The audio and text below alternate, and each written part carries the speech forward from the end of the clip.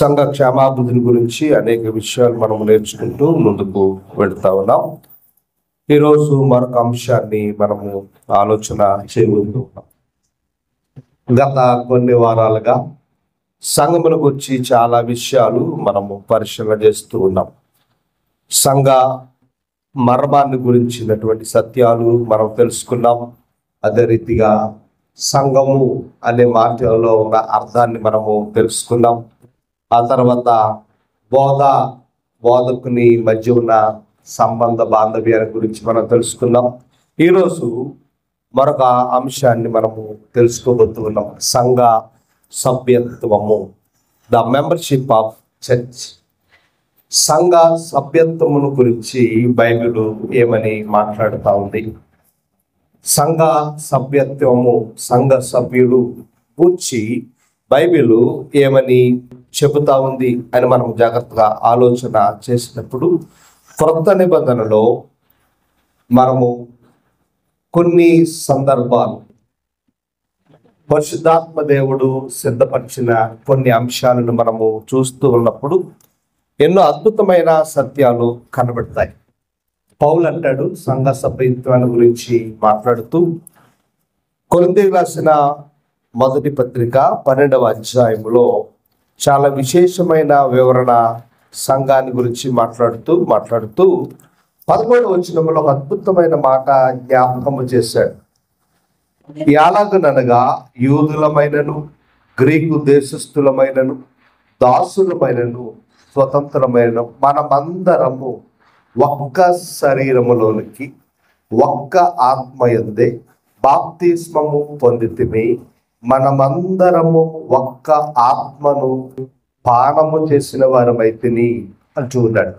అంటే సంఘ సభ్యులుగా ఉండవలసిన వారు యూదులు అయినా కానీ, అన్యులు అయినా కానీ, దాసులైనా కానీ, స్వతంత్రులైన, అంటే సంఘ సభ్యునిగా ఎవరైనా ఉండవచ్చు, ఏ భేదము లేదు.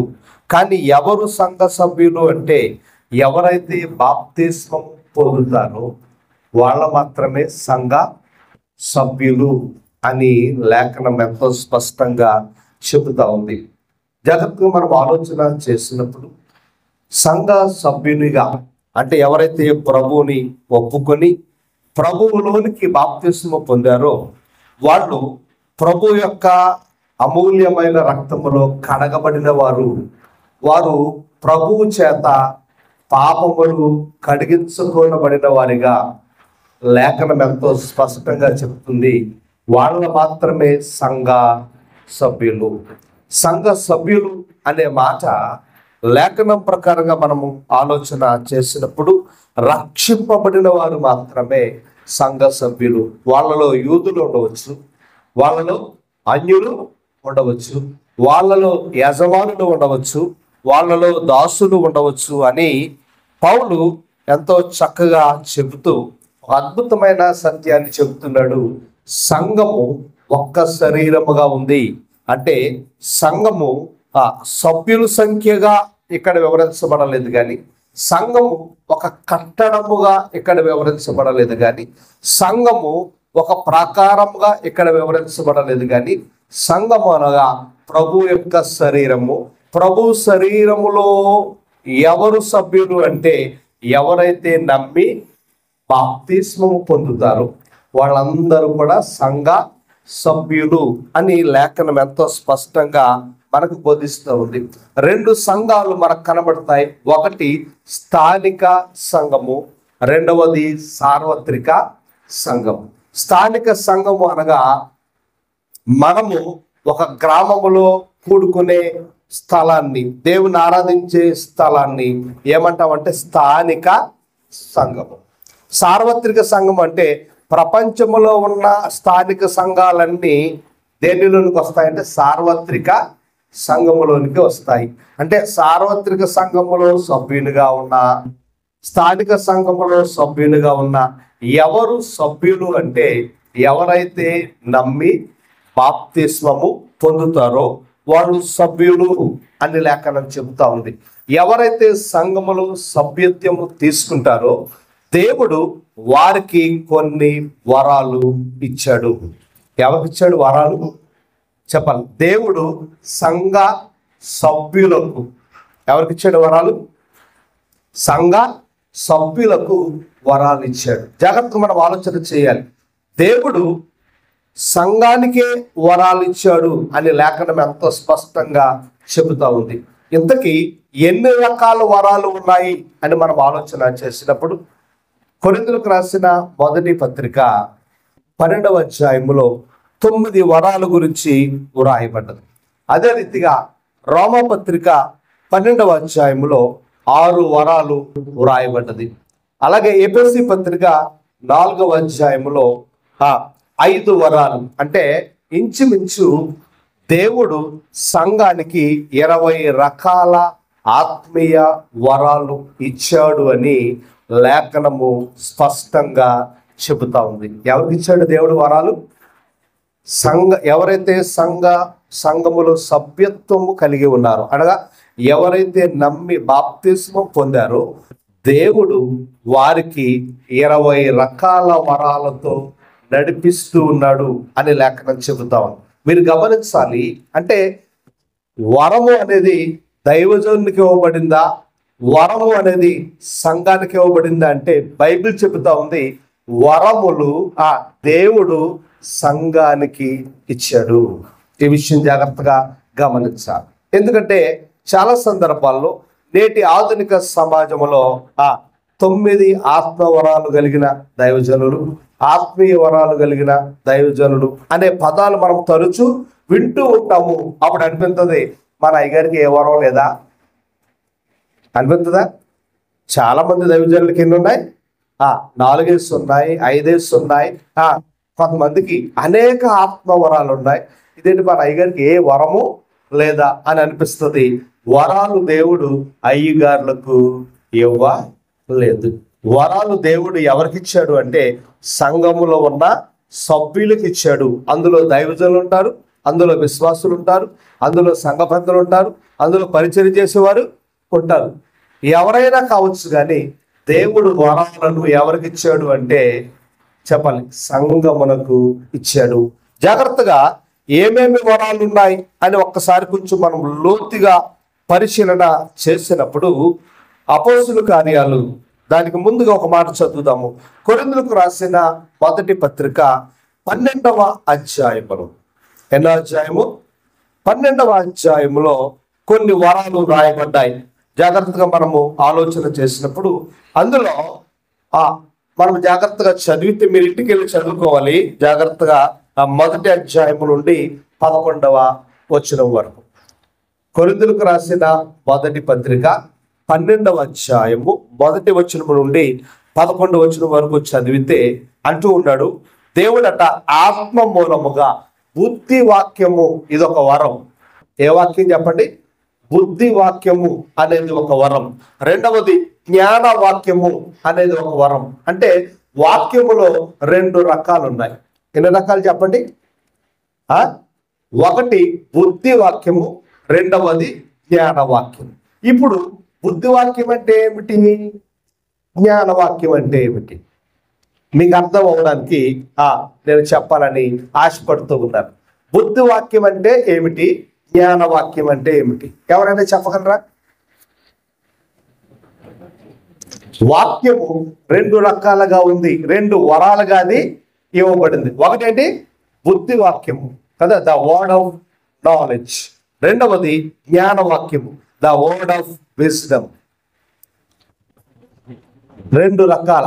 అంటే మీకు బాగా అర్థం అవడానికి బుద్ధి వాక్యము అంటే పాత నిబంధన, జ్ఞాన వాక్యము అంటే కరెక్ట్ అనేది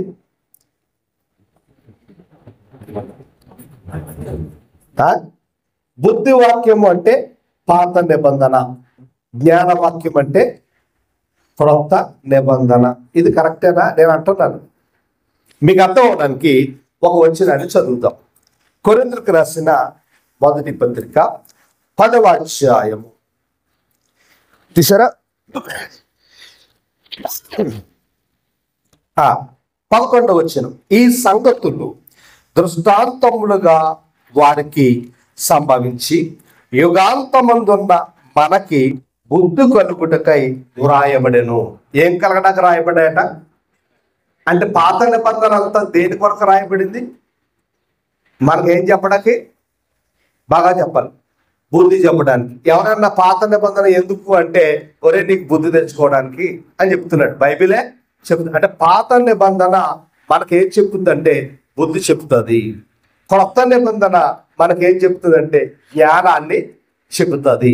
ఈ రెండు ఎవరికి ఇవ్వబడ్డాయి అంటే దేవుడు సంఘానికి ఇచ్చాడు. ఇప్పుడు మరలా మన అంశంలోనికి వస్తే కొరింథీయులకు రాసిన మొదటి పత్రిక 12వ అధ్యాయములో దేవుడు ఆత్మ వలన బుద్ధి వాక్యమును, జ్ఞాన వాక్యమును, 3వది విశ్వాసమును, 4వది స్వస్థపరచు వరమును, 5వది అద్భుతములు చేయు వరమును, 6వది ప్రవచనములు చెప్పు వరమును, 7వది వివేచించు వరమును, 8 నానా విధములైన భాషలు మాట్లాడే వరమును, 9వది భాషలకు అర్థము చెప్పే వరము. అంటే కొరింథీ పత్రికలో 9 వరాల గురించి వ్రాయబడ్డాయి. కాబట్టి అంటే ఒక్కొక్క వరము ఎవరికి ఇవ్వబడింది అంటే ఈ 9 వరాలు ఎక్కడ కొరింథీ పత్రికలో రాయబడిన 9 వరాలు సంఘ సభ్యులకు దేవుడు పరిశుద్ధాత్మ ద్వారా ఇచ్చాడు. అంటే ఈ 9 వరాలు ఎవరిలో ఉండాలి చెప్పండి? సేవకుల్లోనా, సంఘములోనా? సంఘ సభ్యులలో ఉండాలి. ఎన్ని వరాలు? 9 వరాలు. ఎక్కడున్నా 9 వరాలు? కొరింథీయులకు రాసిన పత్రికలో 12వ అధ్యాయంలో చెప్పబడిన ఆ 9 వరాలు దేవుడు ఎవరికి ఇచ్చాడంటే సంఘ సభ్యులకు ఇచ్చాడు. ఇంకా మనం ముందుకు వెళితే ఇప్పుడు రోమాపత్రిక 12వ అధ్యాయంలో మరికొన్ని వరాలు ఇవ్వబడ్డాయి.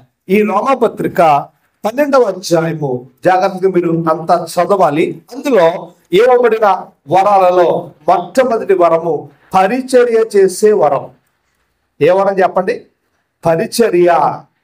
మీరు గమనించాలి, జాగ్రత్తగా మీరు ఆలోచన చేయాలి. అంటే దేవుడు సంఘములో పరిచర్య చేసే వరాన్ని ఇచ్చాడు. ఎవరికి ఇచ్చాడు?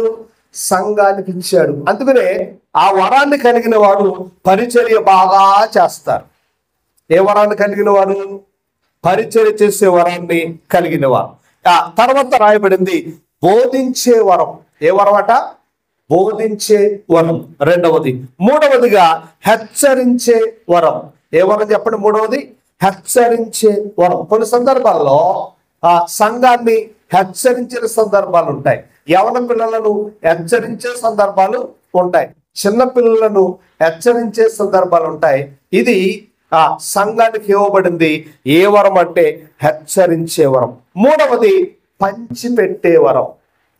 3వది పంచిపెట్టే వరం. 4వది విచారణ, పై విచారణ అంటే నాయకత్వపు వరం. 5వది కరుణించుట, దాన్నే దాతృత్వము అన్నారు. మీరు గమనిస్తే జాగ్రత్తగా ఆలోచన చేస్తే ఎన్ని కనబడే? జాగ్రత్తగా పరిచర్య, బోధించుట, హెచ్చరించుట, పంచిపెట్టుట, పై విచారణ చేయుట, కరుణించుట. 6 వరాలు రోమాపత్రికలో ఇవ్వబడ్డాయి. ఎవరికి ఇవ్వబడ్డాయి? వెరీ గుడ్, సంఘానికి ఇవ్వబడ్డాయి. మీరు గమనించాలి. అంటే దేవుడు ఆత్మవరాలను ఎవరికి ఇచ్చాడు అంటే సంఘానికి ఇచ్చాడు. సంఘములో ఉన్న సభ్యులకు ఇచ్చాడు. కొరింథీ పత్రికలో 9, రోమాపత్రికలో 6, ఎఫెసీ పత్రిక 4వ అధ్యాయం. ఎఫెసీ పత్రిక 4వ అధ్యాయము 13వ వచనంలో 5 వరాలు కనబడ్డాయి. అందులో దేవుడు కొందరను అపోస్తులుగా, కొందరను ప్రవక్తలుగా, కొందరను సువార్తికులుగా, కొందరను కాపరులుగా, కొందరను ఉపదేశకులుగా 5 రకాల పరిచర్యలు ఇక్కడ కనబడుతున్నాయి. అంటే మనము ఈ 3 పత్రికలను జాగ్రత్తగా చదివితే దేవుడు పరిశుద్ధాత్మ ద్వారా సంఘానికి 20 రకముల వరములు ఇచ్చాడు.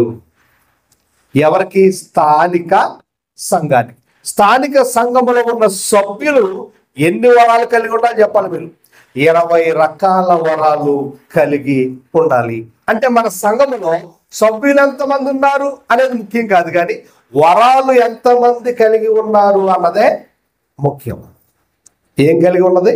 సభ్యులు ఎంతమంది ఉన్నారు అని దేవుడు అక్కడ అడగలే, కానీ దేవుడిచ్చిన వరాలు ఎంతమంది కలిగి ఉన్నారు అనేది సంఘ సభ్యులుగా మనము ఆలోచించాలి అని లేఖనం ఎంతో స్పష్టంగా చెబుతా ఉంది. కాబట్టి దేవుని పిల్లలుగా సంఘ సభ్యుల పట్ల దేవుడు ఎంత ప్రేమ కలిగి ఉన్నాడో, ఆయన తన ఆత్మ ద్వారా సంఘానికి వరములిచ్చాడు. ఆ వరముల ద్వారా సంఘము అభివృద్ధి చెందాలి అనేది దేవాతి దేవుని యొక్క ఉద్దేశము అయి ఉంది.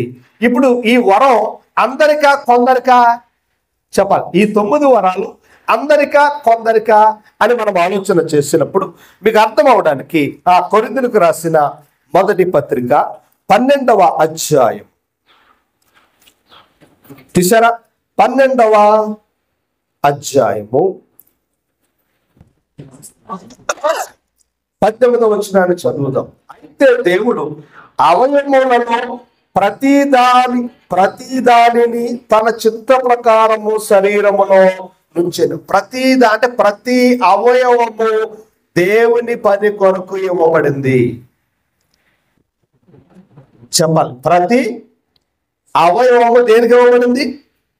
నీ కుడి చేతుకున్న ప్రతి ఏలు ఒక పని కొరకు ఇవ్వబడింది. నీ ఎడమ చేతిలో ఉన్న ప్రతి వేలు పని కొరకు ఇవ్వబడింది. కుడి కాలు పని కొరకు, ఎడం కాలు పని కొరకు, కుడి చెయ్యి పని కొరకు, ఎడం చెయ్యి పని కొరకు, ముక్కు పని కొరకు, నోరు పని కొరకు, కళ్ళు పని కొరకు, అవయవాలు, ఎముకలు, మాంసము, ఇలా చెప్పుకుంటా పోతే ప్రతి భాగము దేని కొరకు ఇవ్వబడింది? బాగారు పని కొరకు ఇవ్వబడ్డాయి. దాని అర్థం ఏంటి? ఈ 20 వరాలు ప్రతి ఒక్కరికి చెప్పండి ఇవ్వబడ్డాయి. దేవుడు కొందరనే ప్రత్యేకపరిచి కొందరికే ఇవ్వాలి అన్నది దేవుని ఉద్దేశము కాదు, దేవుని చిత్తము కాదు. సంఘములో ప్రతి అవయవం పని చేయాలి. శరీరములో ప్రతి అవయవము పని చేయాలి. పని చేయకపోతే ఏం చేస్తాం? చెప్పాలి. శరీరంలో ఒక అవయవం పని చేయకపోతే ఏం చేస్తాం? ట్రీట్మెంట్ చేస్తాం కదా, ట్రీట్మెంట్ చేస్తాం. ట్రీట్మెంట్ చేసినా కానీ స్పందించట్లేదు అనుకో, డాక్టర్ గారు అంటారు, అబ్బాయి ట్రీట్మెంట్ చేసినా స్పందించట్లేదు, ఈ పోర్ట్ తీసేయాలి. తీసేయకపోతే పక్క పోర్ట్ ఏమవుతుంది? చెడిపోతుంది. ఆటోమేటిక్గా ఏం చేస్తారంటే పని చేయని పోర్ట్ తీసివేస్తారు. ఇప్పుడు గమనించాలి, ప్రతి అవయవంకు ఎంత ప్రాముఖ్యంగా పని చేయాలో సంఘ సభ్యుల్లోగా ఉన్న సభ్యత్వం కలిగిన వారందరూ ఏం చేయాలి? పని కలిగి ఉన్నారు.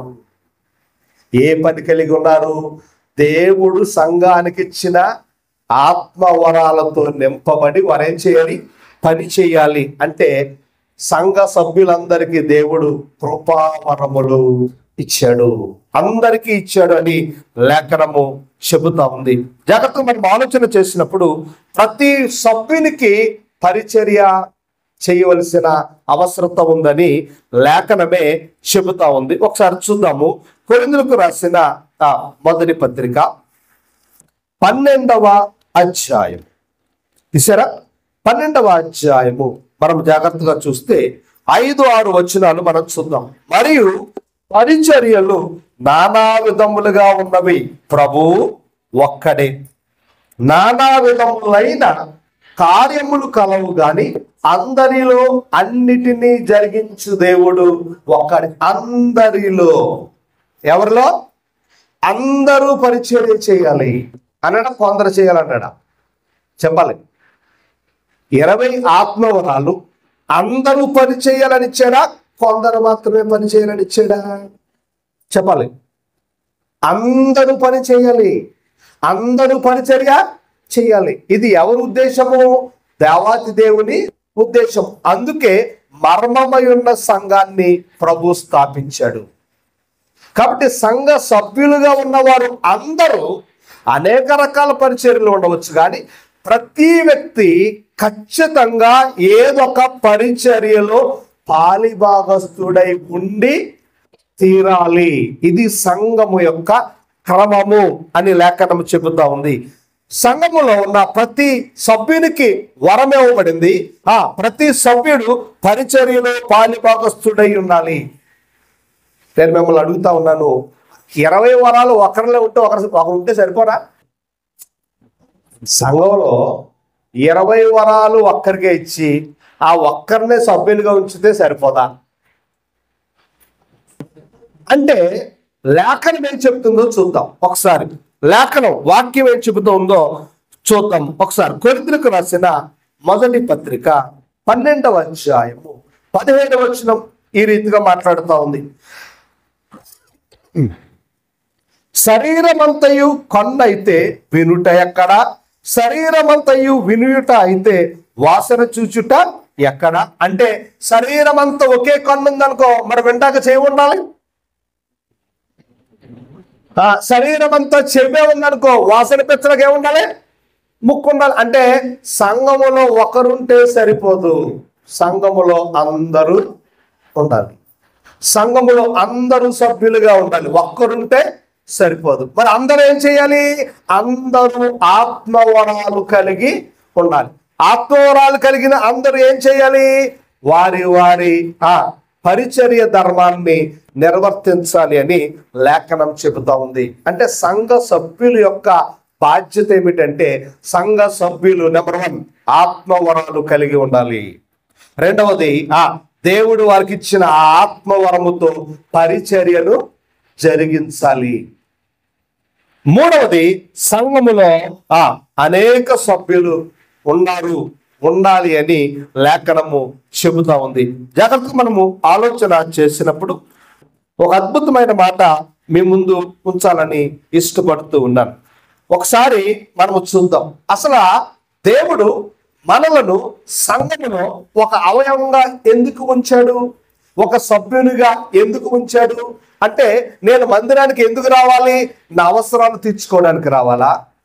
లేకపోతే నా కుటుంబ అవసరాల కొరకు రావాలా? లేకపోతే అందరూ వస్తున్నారు కాబట్టి నేను రావాలా? అసలు నేను సంఘానికి సభ్యునిగా ఎందుకు రావాలి? దాని యొక్క ముఖ్య ఉద్దేశము ఏమిటి అని మనం జాగ్రత్తగా ఆలోచన చేసినప్పుడు, నేను సంఘానికి వెళ్ళకపోతే ఈ వారం అంతా డల్లగా ఉంటుందండి. నేను సంఘానికి వెళ్ళకపోతే ఏదో పోగొట్టుకున్నట్టు ఉంటుందండి. నేను సంఘానికి వెళ్ళకపోతే దేవుడు నాకు మేలు చేయడండి.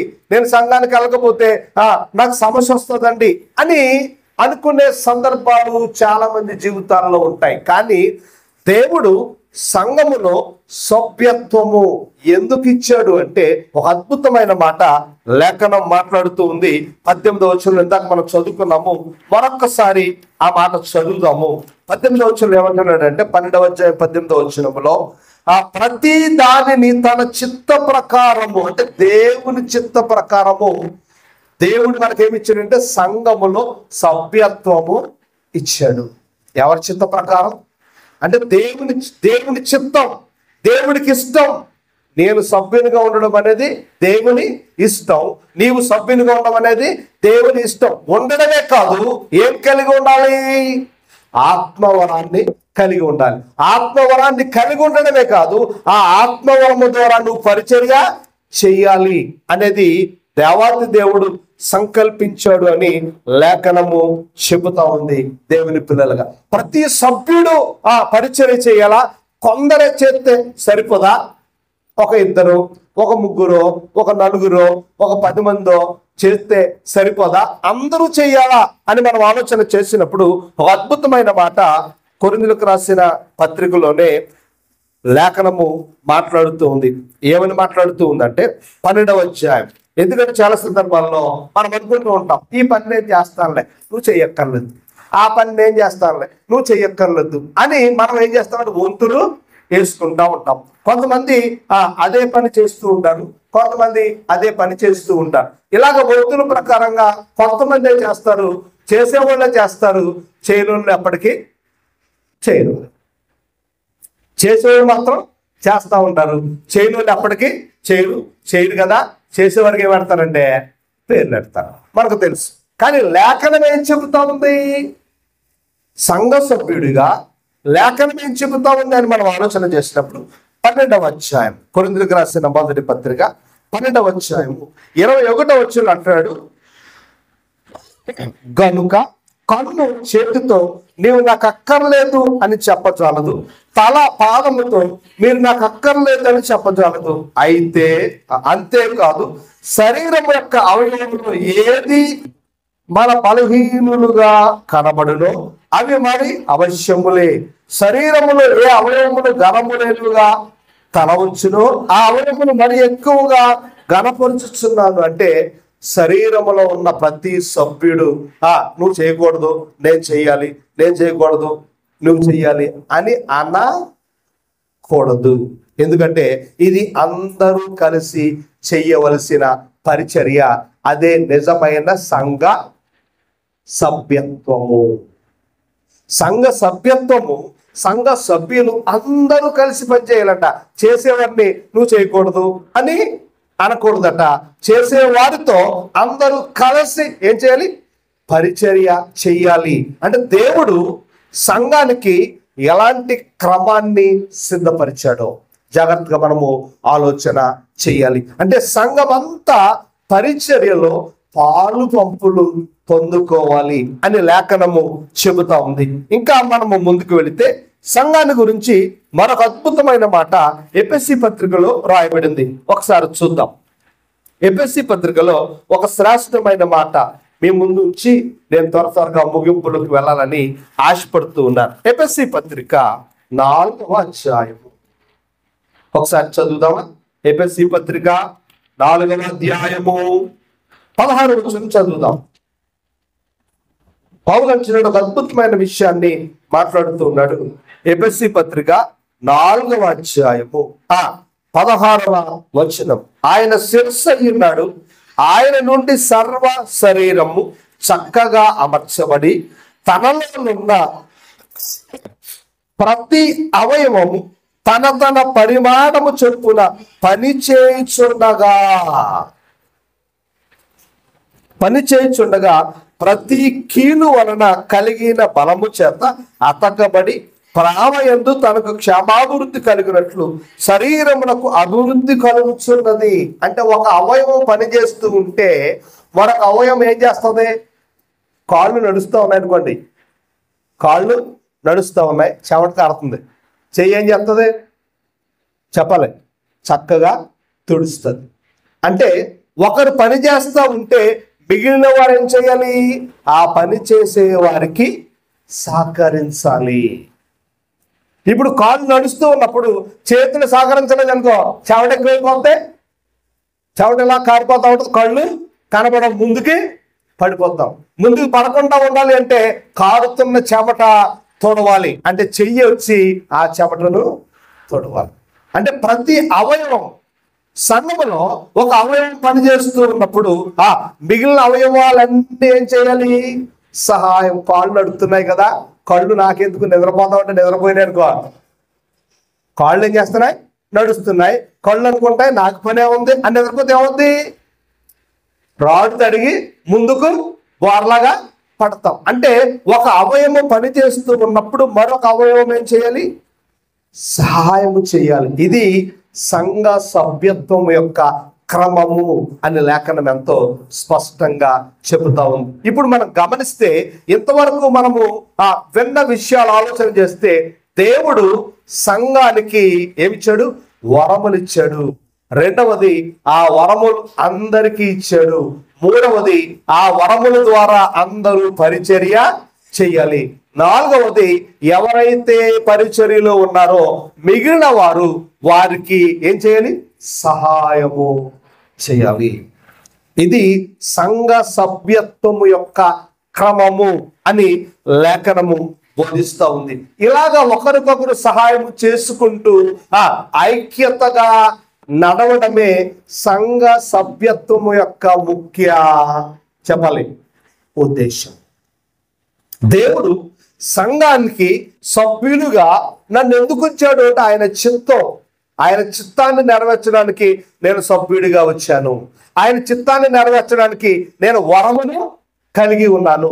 ఆయన చిత్తాన్ని నెరవేర్చడానికి నేను పరిచర్య చేస్తూ ఉన్నాను. ఆయన చిత్తాన్ని నెరవేర్చడానికి పరిచర్య చేసే వారికి నేను సహాయము చేస్తూ ఉన్నాను. ఇది దేవుడు సంఘ సభ్యత్వం యొక్క క్రమము అని చెబుతూ ఇవన్నీ ఉండాలి, ఒకటి ఉండకూడదని చెప్పాడు. ఎన్ని ఉండకూడదు? 2 ఉండకూడదని చెప్పాడు. ఇవన్నీ ఉండాలి. సంఘ బిడ్డలందరూ వరాలు కలిగి ఉండాలి. సంఘ బిడ్డలందరూ పరిచర్య చేయాలి. సంఘ బిడ్డలు పరిచర్య చేస్తున్నప్పుడు మిగిలిన వారు ఏం చేయాలి? ప్రోత్సాహం చేయాలి. మరి ఏం ఉండకూడదని చెప్పాడు? సంఘ సభ్యత్వములో ఒకసారి ఆ మాట చూద్దాము. ఒక అద్భుతమైన మాట, కొరింథీయులకు రాసిన మొదటి పత్రిక. ఆ మాట చదువుకుని మన ముగింపులోకి వెళ్ళిపోదాం. కొరింథీయులకు రాసిన మొదటి పత్రిక 12వ అధ్యాయం తీసారా? 24వ వచనములు అంటున్నాడు, సుందరములైన మన అవయవములకు ఎక్కువ సౌందర్యము అక్కరలేదు, అయితే శరీరము వివాదము లేక అవయవములు ఒకదానితో ఒకటి ఏకముగా పరామర్శించులాగున దేవుడు తక్కువ దానికి ఎక్కువ ఘనత కలుగజేసి ఆ శరీరమును అమర్చి ఉన్నాడు. కాగా ఒక అవయవము శ్రమపడినప్పుడు అవయవములన్నీ దానితో కూడా శ్రమపడును. ఒక అవయవము ఘనత పొందినప్పుడు అవయవములన్నీ దానితో కూడా సంతోషించును. ఈ విషయాలు మనం జాగ్రత్తగా ఆలోచన చేసినప్పుడు 24 అంటాడు, సుందరములైన మన అవయవములకు ఎక్కువ సౌందర్యము లేదు. మీరు గమనించాలి, శరీరంలో ఉన్న అన్ని అవయవాలు అందంగా ఉంటాయా? నా మాట మీకు అర్థమైందా? శరీరంలో ఉన్న అన్ని అవయవాలు అందంగా ఉంటాయా? కొంతమందికి ముక్కు అందంగా ఉంటుంది, చెవులు బాగా. కొంతమందికి చెవులు బాగుంటాయి, ముక్కు బాగోదు. కొంతమందికి ముక్కు బాగుంటుంది, చెవులు బాగుంటాయి, కళ్ళు బాగుంటాయి, కళ్ళు రెప్పలు బాగుంటాయి, అన్ని బాగుంటాయి, చేతులు బాగోవు. ఇప్పుడు చెయ్య ముక్కుతో అంటుంది, నువ్వు చాలా అందంగా ఉన్నావు, నేను బాగలేదు అంటదా? కన్ను చెవితో నువ్వు చాలా అందంగా ఉన్నావు, నేను బాగలేదు అని అంటదా? మన శరీరములో బాగున్న అవయవాలు బాగోలేని వాటి మీద అసూయ చూపిస్తాయా? చూపించవు కదా. బాగున్న అవయవాలు, బాగోలేని అవయవాలు అన్నీ కూడా ఎలా ఉంటాయంటే ఎప్పుడు ఐక్యతతోనే ముందుకు వెళతాయి. అదే మాట ప్రభు చెప్తున్నాడు. కొన్ని సౌందర్యంగా ఉండొచ్చు, కొన్ని సౌందర్యంగా లేకపోవచ్చు, కానీ అన్ని శ్రమ పడాలి. శ్రమ పడుతున్న వాటిని మిగిలిన అవయవాలు ఏం చేయాలట? సహాయము చేయాలి. అంటే లేఖనము ఏమని చెబుతూ ఉందంటే సంఘ సభ్యులు అందరూ కూడా ఒకేలాగా ఉండరు. ఉండకపోయినా అందరూ ఒకరినొకరు ఏం చేయాలంట? సహించుకుంటూ, ఎంత అద్భుతంగా మాట రాయబడిందో, సహించుకుంటూ వాటి పనిని జరిగించాలి అని లేఖనము చెబుతా ఉంది. అంటే సంఘ సభ్యులుగా మనము సహనాన్ని కలిగి ఉండాలి, ప్రేమను కలిగి ఉండాలి. అలా సహించుకుంటూ ఈ 20 ఆత్మవరాలతో నింపబడి అనేకులను సంఘ సభ్యులుగా చేర్చాలి అనేది దేవాది దేవుని యొక్క ప్రణాళిక. నిజమైన సంఘ సభ్యులు ఏం కలిగి ఉంటారు అంటే ఆత్మవరాలు కలిగి ఉంటారు. నిజమైన సంఘ సభ్యులు ఏం చేస్తారు అంటే ఆ ఆత్మవరాలతో పరిచర్య చేస్తారు. నిజమైన సంఘ సభ్యులు ఆత్మవరాలతో పరిచర్య చేయడమే కాదు, పరిచర్య చేసే వారికి సహాయము చేస్తారు అని లేఖనము చెబుతా ఉంది. కాబట్టి వాక్యానుసారముగా సంఘ సభ్యులుగా ఉన్న మనము వాక్యానుసారమైన ఆత్మవరాలు కలిగి అనేకులను ప్రభు యొద్దకు నడిపించడానికి దేవుడు మనందరినీ పరిచర్య ధర్మము చొప్పున పిలిచాడు. ఆయన చిత్తం ప్రకారంగా పిలిచాడు. ఆయన చిత్తాన్ని నెరవేర్చే వారిగా మనమందరము ముందుకు సాగుదుము గాక. అట్టి కృప దేవుడు మనందరికీ అనుగ్రహించును గాక. ఆమేన్. చిన్న ప్రార్థన చేసి